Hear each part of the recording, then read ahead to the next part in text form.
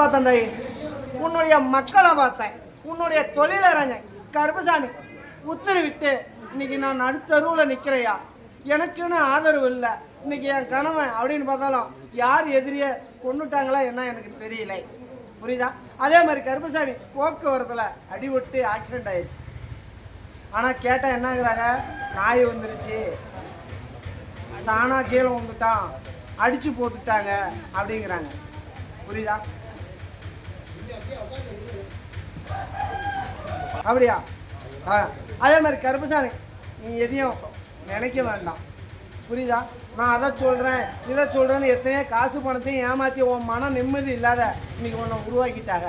அதனால் கருப்பசாமி இவன் அப்படின்னு பார்த்தாலும் புரியுதா, நல்லா மண்டடியோட உளுந்து இறந்துட்டான். மண்டடியோட பாட்டில் நிறைய போட்டான். நிதானம் தெரியல, கொண்டு போய் அடித்த உடனே எங்கிட்ட அடி இல்லாத நல்லா பொறி அடிபட்டுருச்சு.